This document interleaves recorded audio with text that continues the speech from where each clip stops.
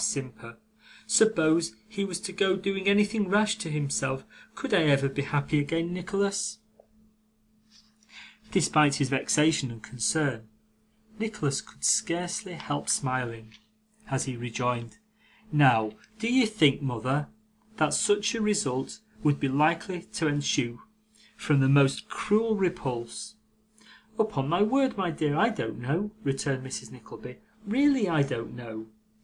I am sure there was a case in the day before yesterday's paper, extracted from one of the French newspapers, about a journeyman shoemaker who was jealous of a young girl in an adjoining village because she wouldn't shut herself up in an airtight 3 pair of stairs, and charcoal herself to death with him, and who went and hid himself in the wood with a sharp pointed knife, and rushed out as she was passing by with a few friends, and killed himself first, then all the friends, and then her. No, killed all the friends first, and then herself, and then himself, which is quite frightful to think of. Somehow or other," added Mrs. Nickleby, after a momentary pause, "they always are journeymen shoemakers who do these things in France, according to the papers. I don't know how it is. Something in the leather, I suppose." "But this man who is not a shoemaker, what has he done, mother? What has he said?" inquired Nicholas, fretted almost beyond endurance, but looking nearly as resigned and patient as Mrs. Nickleby herself.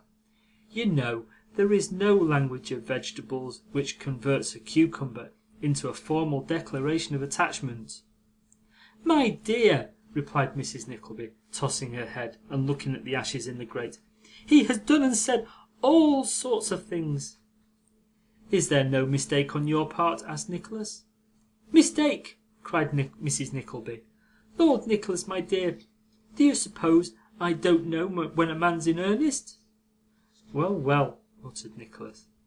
"Every time I go to the window," said Mrs. Nickleby, "he kisses one hand and lays the other upon his heart. Of course it's very foolish of him to do so, and I dare say you'll say it's very wrong, but he does it very respectfully indeed, and very tenderly, extremely tenderly. So far, he deserves the greatest credit, there can be no doubt about that. Then, there are the presents which come pouring over the wall every day, and very fine they certainly are, very fine. We had one of the cucumbers at dinner yesterday, and think of pickling the rest for the next winter. And last evening," added Mrs. Nickleby, with increased confusion, "he called gently over the wall as I was walking in the garden, and proposed marriage and an elopement. His voice is as clear as a bell, or a musical glass, very like a musical glass indeed. But of course I didn't listen to it. Then the question is, Nicholas, my dear, what am I to do?" "Does Kate know of this?" asked Nicholas. "I have not said a word about it yet," answered his mother. "Then for heaven's sake," rejoined Nicholas, rising, "do not, for it would make her very unhappy. And with regard to what you should do, my dear mother, do what your good sense and feeling, and respect for my father's memory would prompt. There are 1,000 ways in which you can show your dislike of these preposterous and doting attentions. If you act as decidedly as you ought, and they are still continued, and to your annoyance, I can speedily put a stop to them. But I should not interfere in a matter so ridiculous, and attach importance to it, until you have vindicated yourself.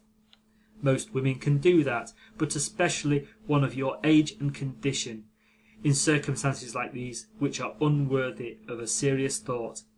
I would not shame you by seeming to take them to heart, or to treat them earnestly for an instant.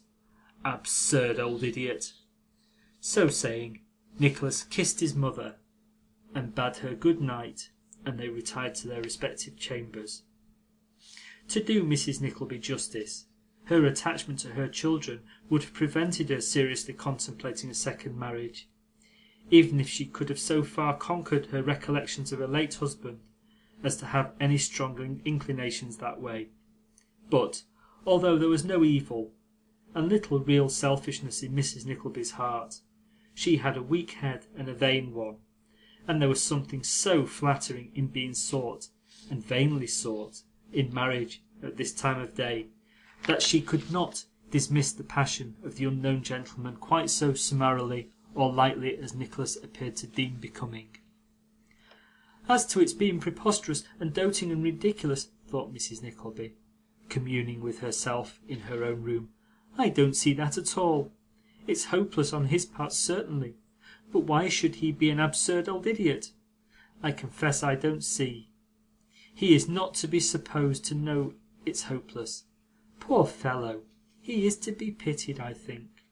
Having made these reflections, Mrs. Nickleby looked in her little dressing glass, and walking backward a few steps from it, tried to remember who it was who used to say that when Nicholas was 21, he would have more the appearance of her brother than her son.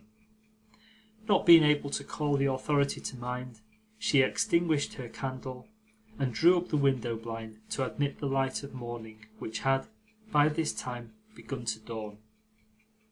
It's a bad light to distinguish objects in, murmured Mrs. Nickleby, peering into the garden, and my eyes are not very good. I was short-sighted from a child. But, upon my word, I think there's another large vegetable marrow sticking, at this moment, on the broken glass bottles at the top of the wall.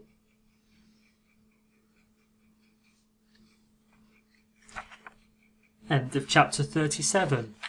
Read by Ewan Bayliss.